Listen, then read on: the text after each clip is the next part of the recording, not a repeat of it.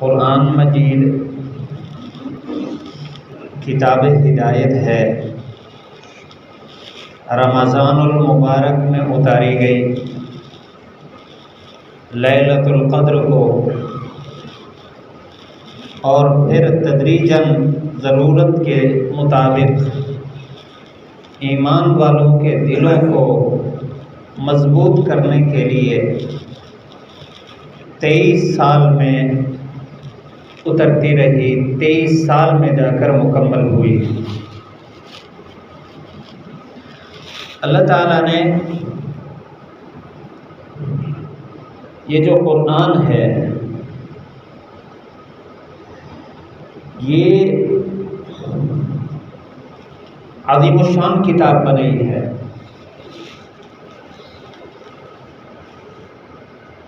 اس لیے مخلوق میں سے عظیم الشان مخلوق کو اللہ نے ایک کتاب دی ہے۔ قیامت کے دن سوال ہوگا، میں نے جو آیت پڑھی ہے، اللہ تعالیٰ نے قرآن مجید میں فرمایا ان لوگوں کو شکوہ کرتے ہوئے جو لوگ قرآن مجید کے قریب نہیں آتے، قیامت کے دن وہ نبی جو سب کی شفاعت کریں گے اور ان کی شفاعت کبریٰ کی بنیاد پر تمام انبیاء اور تمام انبیاء کی امتیں حساب کتاب کے مراحل سے گزریں گی۔ پھر آپ صلی اللہ علیہ وسلم کی امت آپ کی شفاعت کے ساتھ تدریجاً جتنے افراد کی اللہ تعالیٰ اجازت دیں گے سفارش کریں گے، جس کی وجہ سے جنت میں داخل ہوں گے، وہ نبی وہ رسول قیامت کے دن فرمائیں گے یا رب ان قومی اتخذوا هذا القرآن مہجورا، اے میرے رب میری اس قوم نے قرآن کو چھوڑ دیا تھا۔ اور اللہ کے نبی صلی اللہ علیہ وسلم کا فرمان ہے، غالباً حضرت عمر رضی اللہ تعالیٰ عنہ کی روایت ہے، آپ نے فرمایا یہ قرآن اس امت کو دیا گیا، اس قرآن کی وجہ سے بہت سارے لوگوں کے درجات بلند ہوں گے اور بہت سارے لوگ ایسے ہوں گے جن کے درجات پست ہوں گے اس قرآن کی وجہ سے۔ جنہوں نے قرآن مجید کو لیا ان کے درجات بلند، اور جنہوں نے قرآن مجید کو چھوڑا ان کے درجات پست ہوں گے، یعنی انسانیت کے درجات سے بھی نیچے گر جائیں گے۔ قرآن مجید حکم خداوندی کا نام ہے، قرآن مجید ہدایت کا نام ہے، اس لیے ذالک الکتاب لا ریب فیہ ھدی للمتقین، عربی گرامر کا ادراک رکھنے والے، مہارت رکھنے والے اس نقطے کو پہچانتے ہیں کہ ذالک الکتاب لا ریب فیہ یہ مبتدا ہے، ھدی للمتقین، ھدی فرمایا، ہادن نہیں فرمایا کہ یہ سراپا ہدایت ہے۔ مطلب یہ ہے کہ قرآن مجید کو چھوڑ کر کوئی آدمی کسی لمحہ کامیاب نہیں ہو سکتا، ہر لمحہ یہی کتاب ہدایت کرنے والی ہے، جو اس کو ہدایت کے طور پر لے گا اس کے لیے کامیابی ہے۔ تو میں جو بات عرض کرنا چاہتا ہوں وہ یہ ہے کہ ایمان کے بعد، مسلمان ہونے کے بعد قرآن مجید کو چھوڑنے کی کوئی گنجائش نہیں ہے۔ قرآن مجید کو چھوڑ کر زندگی گزارنا سراسر ناکامی ہے، اس کو چھوڑنے کی کوئی گنجائش نہیں ہے۔ اس کے بغیر جو آدمی کھا رہا ہے، پی رہا ہے، مسلمان ہو کر کلمہ پڑھنے کے باوجود وہ پل رہا ہے، اس کی صحت درست ہو رہی ہے اور اس کی جائیداد بن رہی ہے، اس کے بینک بیلنس میں اضافہ ہو رہا ہے، اس کی اولاد ہو رہی ہے، لوگ اس کو سلام کر رہے ہیں، وہ ہرگز اس دھوکے میں نہ رہے کہ میں قرآن چھوڑ کر کامیاب ہوتا جا رہا ہوں، اس کے لیے مہلت ہے۔ اللہ تعالیٰ نے قرآن مجید میں کئی جگہ یہ بات فرمائی کہ ہم دیکھتے ہیں، ایک جگہ یہ فرمایا کہ ہم دیکھتے ہیں، حالات لاتے ہیں، اگر یہ لوگ سیدھے راستے کی طرف نہ آئیں تو زمین و آسمان کے دروازے ہم ان کے لیے کھول دیتے ہیں ایک وقت تک کے لیے، پھر ہم پکڑتے ہیں بڑا سخت پکڑنا، اس لیے اس کے بغیر گنجائش ہی نہیں ہے۔ قرآن مجید کو ہم نے لیا ہے، الحمدللہ یہ اللہ کا احسان ہے، ہر ایمان والے کا قرآن مجید کے ساتھ تعلق ہے، کسی کا زیادہ کسی کا تھوڑا۔ یہ علامت ہے اس بات کی کہ قرآن مجید کا کوئی ورق ہمیں زمین پر کسی چٹائی پر نظر آ جائے تو فوراً ہم اس کو اٹھاتے ہیں، چومتے ہیں، اونچی جگہ رکھتے ہیں۔ ہمیں بازار میں کہیں قرآن مجید کے الفاظ نیچے نظر آ جائیں، ہمارا دل دھڑکنے لگ جاتا ہے، پریشان ہو جاتے ہیں ہم۔ یہ تعلق کی نشانی ہے، لیکن اتنا تعلق کافی نہیں ہے۔ اللہ تعالیٰ نے اس قرآن مجید کو پیش کیا ہے، لو انزلنا هذا القرآن على جبل، فرمایا انسان سختی میں، استقامت میں، ڈٹے رہنے میں پہاڑ کے ساتھ تشبیہ دیتا ہے، کہتا ہے فلاں جبل استقامت ہے، پہاڑ کی طرح ڈٹا ہوا ہے۔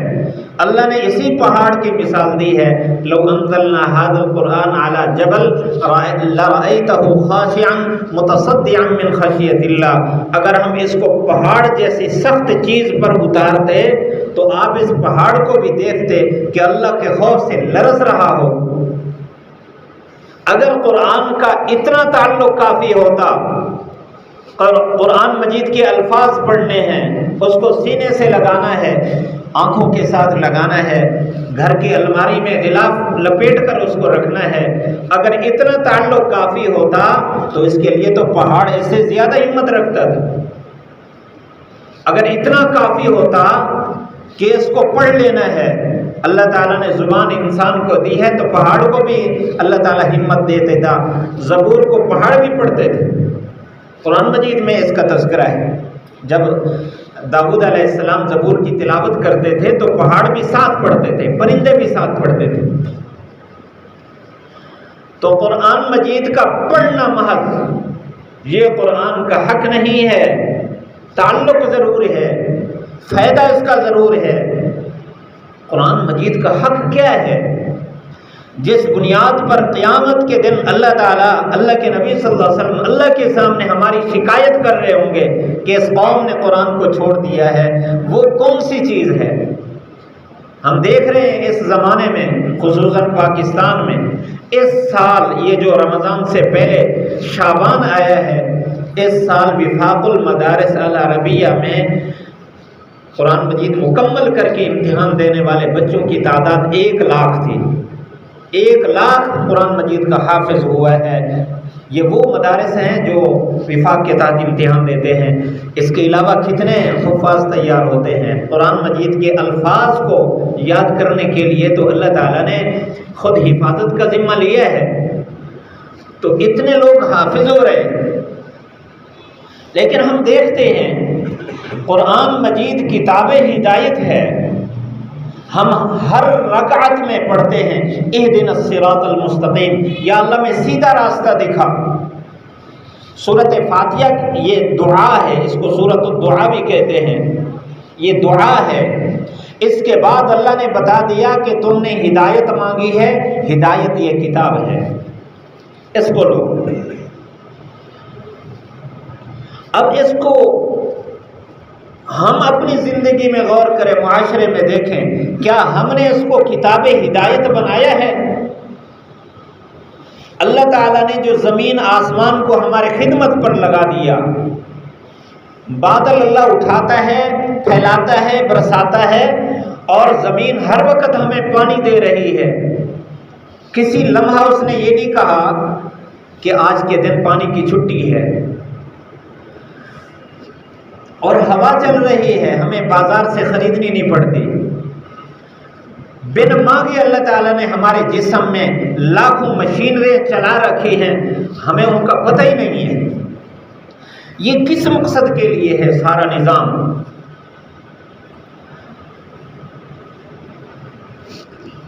سارا نظام اللہ تعالیٰ نے چلایا ہے۔ قرآن مجید میں 2 آیتیں ہیں۔ ایک آیت میں اللہ تعالیٰ نے فرمایا خلق لکم ما فی الارض جمیعا، کہ ساری چیزیں تم سب کے لیے بنائی ہیں، تم کے لیے، تمہارے لیے، تمہارے نفع کے لیے ساری چیزیں اللہ نے بنائی جو زمین میں تمہیں نظر آتی ہیں۔ اور یعنی ساری مخلوق اللہ تعالیٰ نے ہماری خدمت کے لیے بنائی۔ اس آیت میں یہ بات بتا دی، یہاں تک کہ تل کا جو زمین سے نکلا ہے اور ہم اس کو خود رو گھاس کہہ دیتے ہیں، ہماری طرح توجہ ہی نہیں ہوتی، ہم اس کے اوپر چڑھ جاتے ہیں، جانور بھی چلے جاتے ہیں، وہ بھی ہمارے کسی نہ کسی نفع کے لیے، وہ جو نکلا ہے اس کے بعد بھوسا ہو گیا ہے، اس نے ہمیں کسی طرح نفع پہنچایا ہے، ہوا کے ذریعے سے، فضا کو معطر کرنے کے ذریعے سے، فضا کی زہر کو اپنے اندر سمیٹ لینے کے ذریعے سے، یا کسی نہ کسی ذریعے سے ہمیں اس نے نفع پہنچایا ہے۔ بلا نفع ایسے بھروسا نہیں ہوا، اس نے تو ہمیں پورا نفع پہنچایا جس مقصد کے لیے اللہ نے بنایا تھا۔ اب انسان کو کس لیے بنایا؟ وما خلقت الجن والانس الا لیعبدون، تمہیں عبادت کے لیے بنایا ہے۔ اب ساری چیزیں تو اپنا کام پورا کر رہی، اللہ تعالی نے انسان کے لیے ساری کائنات بنائی، اتنا بڑا احسان، اور ہمیں اپنی عبادت کے لیے بنایا ہے۔ عبادت کا مقصد صرف 5 وقت سجدے کر لینا نہیں ہے، رمضان کے روزے رکھ لینا صرف عبادت اس میں بند نہیں ہے، حج کر لینا، عمرے کر لینا، اللہ کے راستے میں خیراتیں کرنا، صدقات تقسیم کرنا، محض یہ عبادت نہیں ہے۔ ہماری زندگی کا ہر لمحہ اللہ کے حکم کے مطابق ہو جائے، اصل عبادت یہ ہے۔ ہمارا ہر کام سنت کے مطابق، اللہ کے حکم کے مطابق ہو جائے۔ میں نے یہ بات عرض کی، قرآن مجید حکم خداوندی کا نام ہے، یہ ہدایت ہے۔ اب ہم دیکھیں، میں باہر نکلا اپنے گھر سے کسی کام کے لیے، اللہ کا حکم فوراً میری طرف متوجہ ہوا ہے کہ تو نے چلنا ہے آنکھ جھکا کر۔ میری ماں، بہن، بیٹی گھر سے نکلی ہے، اللہ کا حکم آ گیا، یا ایھا النبی قل لازواجک وبناتک ونساء المؤمنین یدنین علیہن من جلابیبہن، اپنی گھر والیوں کو، اپنی بیٹیوں کو اور تمام مسلمانوں کی بیویوں کو کہہ دو کہ جب گھر سے باہر نکلے تو پردے کے ساتھ باہر نکلے۔ اب اللہ کا حکم متوجہ ہوا ہے، اب اس کے بعد میں نے قرآن کو لیا یا چھوڑ دیا، یہاں فیصلہ ہو رہا ہے۔ اگر میں کسی کے ساتھ معاملہ کرتا ہوں، بات چیت کرتا ہوں، قرآن کہتا ہے یا ایھا الذین آمنوا اتقوا اللہ وقولوا قولا سدیدا، اے ایمان والو اللہ سے ڈرنا، جھوٹ نہیں بولنا، سچ بولنا ہے۔ اب میں گپ شپ میں، دوستی میں اور معاملات میں سچ بول رہا ہوں، جھوٹ بول رہا ہوں، قرآن کو چھوڑ رہا ہوں، پڑھ رہا، لے رہا ہوں، میرا فیصلہ ہو رہا ہے۔ دکان پر بیٹھ کر میں کتنا سچ بولتا ہوں، کاشتکاری کر کے میں نے کتنا حلال راستہ اختیار کیا ہے، میں کسی کے ساتھ تعلقات بناتا ہوں، رشتہ داریاں ہیں، میں کیا کیا کام کرتا ہوں دنیا میں، اور کہاں کہاں میں قرآن کو لے رہا ہوں، کہاں کہاں قرآن کو چھوڑ رہا ہوں۔ میری زندگی فیصلہ کر رہی ہے۔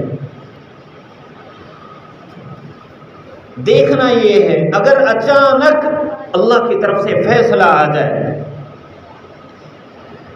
موت کا فرشتہ آ جائے، کوئی پتہ ہے مرنے کے بعد میں کہیں اس صف میں تو نہیں کھڑا کہ قیامت کے دن اللہ کے نبی صلی اللہ علیہ وسلم میری شکایت کریں رب کے سامنے، یا رب ان قومی ھذا، یہ میری قوم ہے، اتخذوا ھذا القرآن مہجورا، انہوں نے قرآن کو چھوڑ دیا تھا۔ موت کا تو کوئی پتہ نہیں ہے۔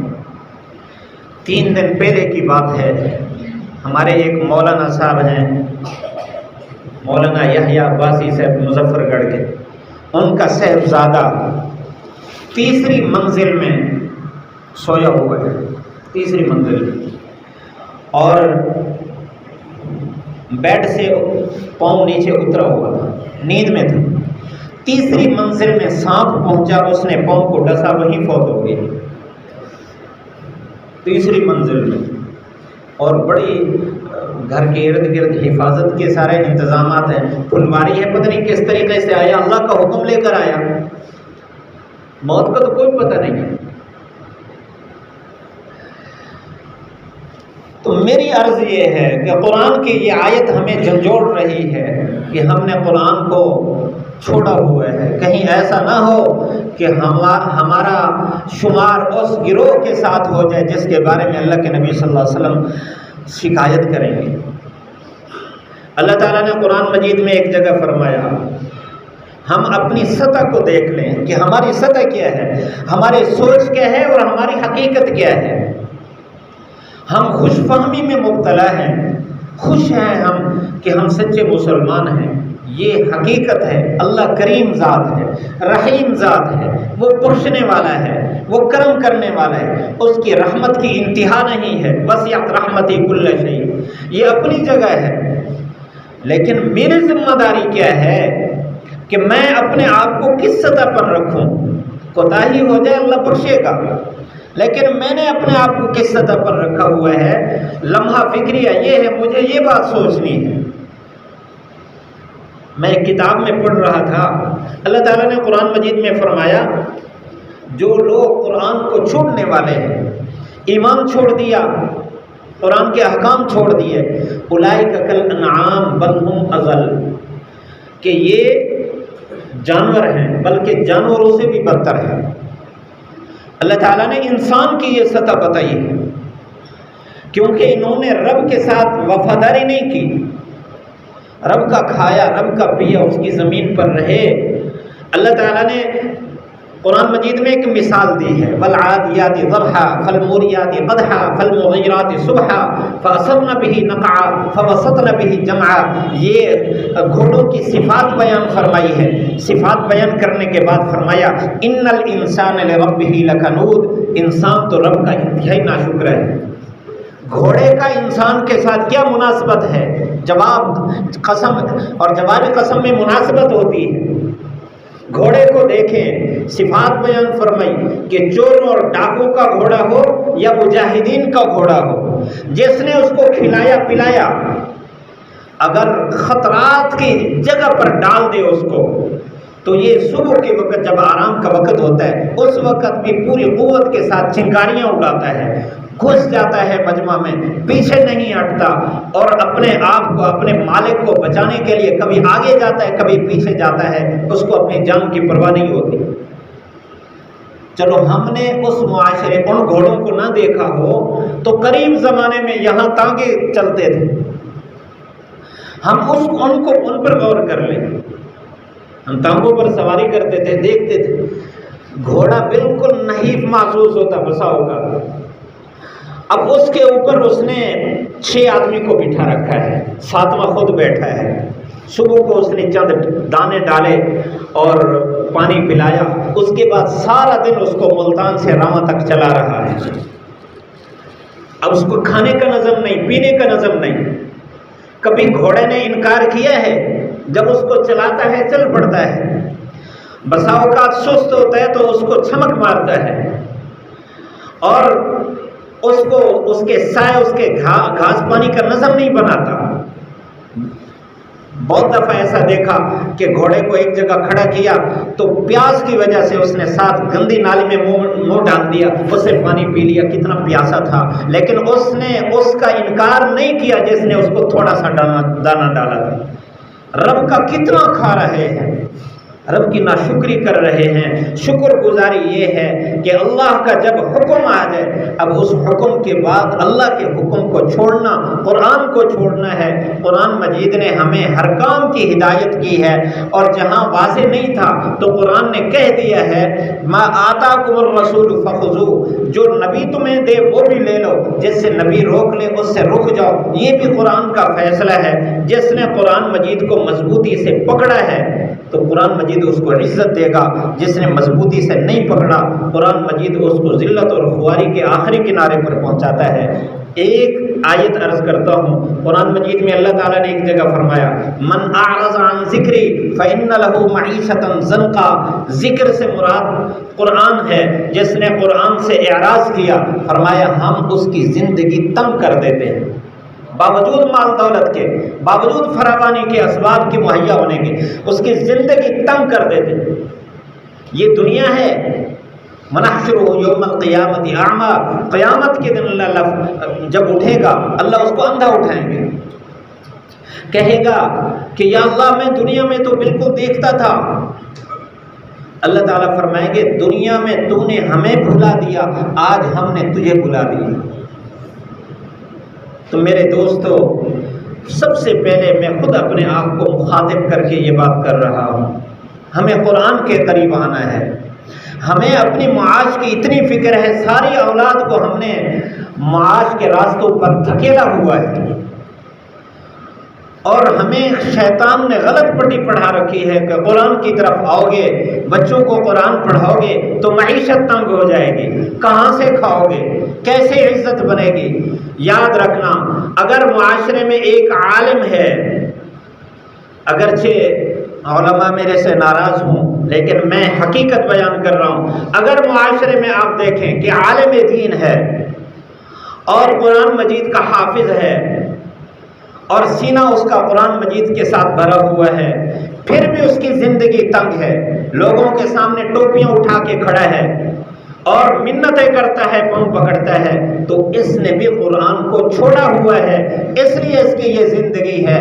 اگر ایک عام آدمی بھی قرآن مجید پر عمل کرے، عالم دین بھی قرآن مجید پر عمل کرے، حافظ قرآن بھی 100% قرآن پر عمل کرے، اللہ کا وعدہ سچا ہے، اللہ تعالیٰ قرآن کے ذریعے سے اس کو ایسی معیشت اور ایسی زندگی اور ایسی عزت عطا فرماتے ہیں۔